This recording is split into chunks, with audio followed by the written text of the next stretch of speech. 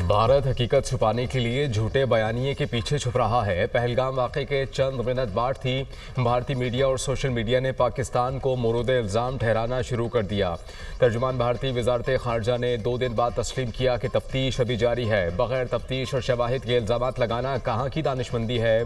DGI-SPR lieutenant general Ahmad शरीफ चौधरी की RT Arabia से खुसूसी गुफ्तगू, कहा कि हुकूमत पाकिस्तान ने वाज़ेह मौक़िफ़ अपनाया, कोई सबूत है तो इसे किसी गैर जानिबदार इदारे को दिया जाए। हम ताउन के लिए तैयार हैं। भारत ने इस पेशकश को रद्द कर दिया और यकतरफा कार्रवाई करते हुए हमारी मसाजिद पर मिसाइल दागे, बच्चों, ख़वातीन और बुजुर्गों को शहीद किया। भारत पाकिस्तान में जारी दहशतगर्दी का असल सरपरस्त है। पाकिस्तान का भारतीय जारहियत से आर्मी बरादरी को आगाह करने के लिए वफ्द भेजने का फैसला। भारतीय झूठे प्रोपेगेंडे और मज़मूम साजिशों को बेनकाब किया जाएगा। वज़ीर-ए-आज़म शहबाज शरीफ का बिलावल भुट्टो से राब्ता। चेयरमैन पीपल्स पार्टी की सरबराही में वफ्द यूरोप का दौरा करेगा। हिना रब्बानी खर, जलील अब्बास जिलानी, खुरम दस्तगीर वफ्द में शामिल। मुसद्दिक मलिक, श्री रहमान, फैसल सब्जवारी, तहमीना जंजुआ भी शामिल। लंदन, वाशिंगटन, पेरिस, ब्रसेल्स में भारतीय घिनौने मंसूबे का पर्दाफाश किया जाएगा। वफ्द पाकिस्तान के खिते में अमन कायम रखने के लिए कोशिशों को उजागर करेगा। मुश्किल हालात में पाकिस्तान की खिदमत के लिए पुरअज़्म हो। आलमी सतह पर पाकिस्तान की नुमाइंदगी की जिम्मेदारी कबूल करने पर फ़ख्र है। दुनिया में पाकिस्तान के अमन का मौक़िफ़ पेश करूँगा, बिलावल भुट्टो का एक्स पर पैगाम।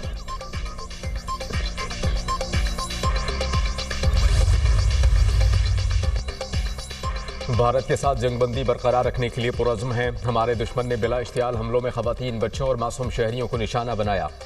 पाकिस्तान हमेशा अमन का ख़्वाह है। सिंतास माहिदे की खिलाफ वर्जी की गई। भारत के इस इक़दाम को गैर कानूनी और पाकिस्तान के लिए सुर्ख लकीर समझते हैं। पानी 24 करोड़ लोगों के लिए लाइफ लाइन है। मसला कश्मीर का मुनसिफाना हल जनूबी एशिया में पायदार अमन के क़याम की ज़मानत होगा। इस मसले को अक़वाम मुत्तहिदा की करारदादों के मुताबिक हल किया जाना चाहिए। वज़ीर-ए-आज़म शहबाज शरीफ और ईरानी सदर के दरमियान टेलीफोनिक राबते का एलामिया जारी। वज़ीर-ए-आज़म ने ईरानी सदर की दौरे की दावत कबूल कर ली।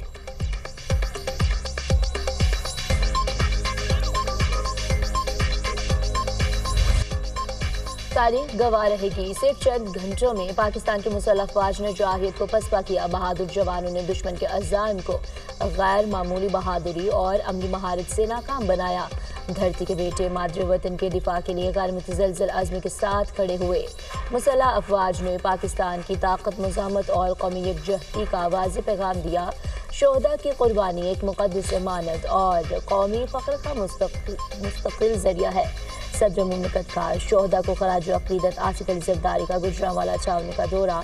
Army chief general Syed Asim Munir ने इस्तक़बाल किया। आसिफ अली ज़रदारी ने अफसरान और जवानों के मिसाली हौसले, जंगी तैयारी और फ़र्ज़ शुनासी को सराहा।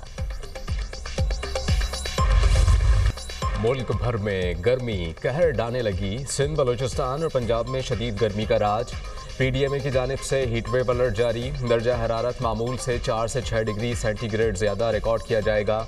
लाहौर में पारा 43 तक जाने का इम्कान। पाकिस्तान से शिकस्त के बाद भारत को एक और नाकामी का सामना। भारत का सैटेलाइट का तजर्बा भी नाकाम हो गया। रॉकेट मदार तक ना पहुंच सका, तनसीब मुमकिन ना हो सकी। भारतीय स्पेस इदारे इसरो ने सरबराह की भी तजर्बा नाकाम होने की तस्दीक कर दी। ज़मीन का मुशाहिदा करने वाला ये रडार सैटेलाइट उड़ान भरने के 6 मिनट बाद ही गायब हो गया।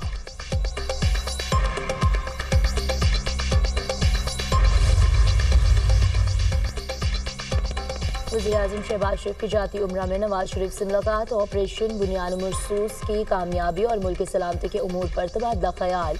कौमी यकजहती को कायम रखने के लिए सियासी सूरत हाल पर भी गौर।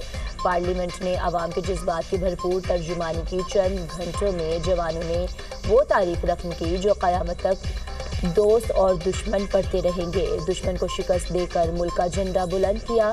पाकिस्तान की मईशत बेहतरीन समत पर गामजन है।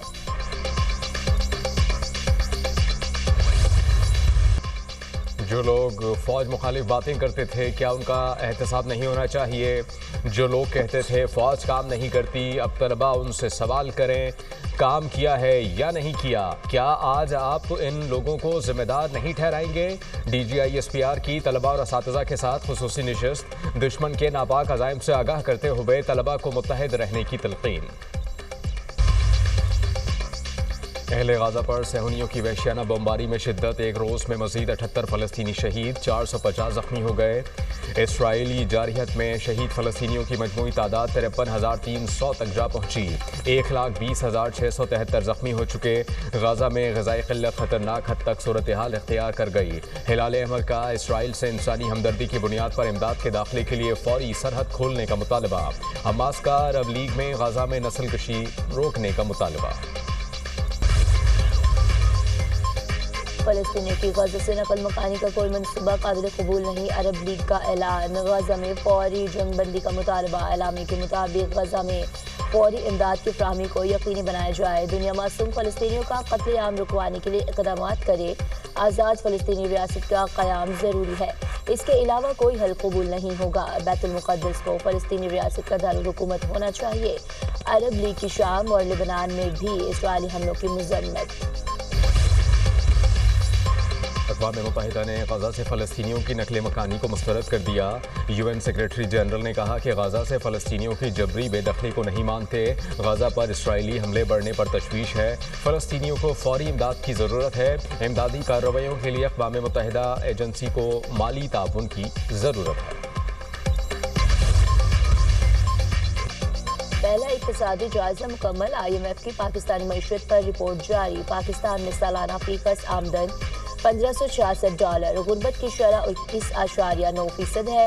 آئندہ مالی سال جی ڈی پی گروتھ 3.6% رہنے کی پیش گوئی۔ ملک میں بے روزگاری کی شرح 7.5% رہنے کا امکان۔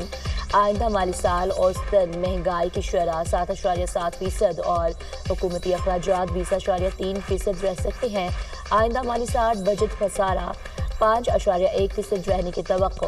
قرضوں کا بوجھ 69.2% رہ سکتا ہے، بیرونی قرضوں کا بوجھ 22.2 اور مقامی قرضوں کا بوجھ 47.2% رہنے کی توقع۔ کرنٹ اکاؤنٹ خسارہ جی ڈی پی کا -4% اور سرمایہ کاری 0.6% رہ سکتی ہے۔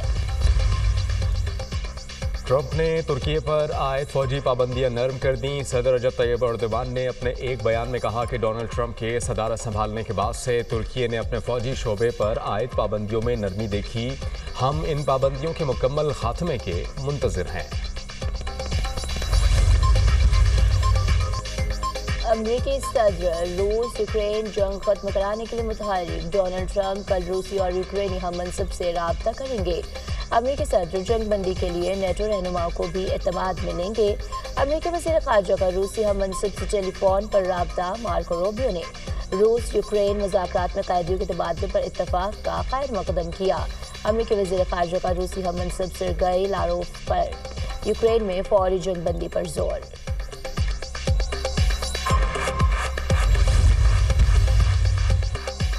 امریکی ریاست کیلیفورنیا کے شہر پام اسپرنگز میں طبی مرکز کے قریب دھماکہ، ایک شخص ہلاک، 4 زخمی۔ دھماکے سے قریبی عمارتوں کو بھی نقصان پہنچا۔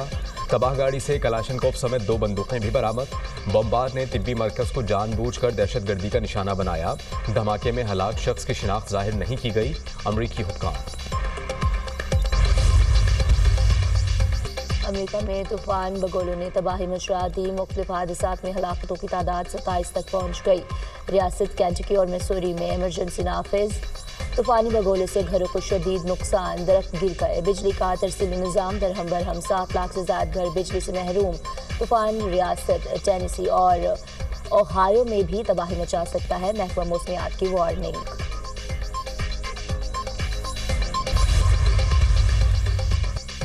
نیو یارک میں بحری جہاز بروکلن برج سے ٹکرا گیا، 2 افراد ہلاک، 19 زخمی، اسپتال منتقل۔ جہاز تیز لہروں کے باعث توازن برقرار نہ رکھ سکا اور پل سے جا ٹکرایا۔ امریکی کوسٹ گارڈ نے واقعے کی تحقیقات شروع کر دیں۔ بروکلن برج کو عارضی طور پر بند کر دیا گیا۔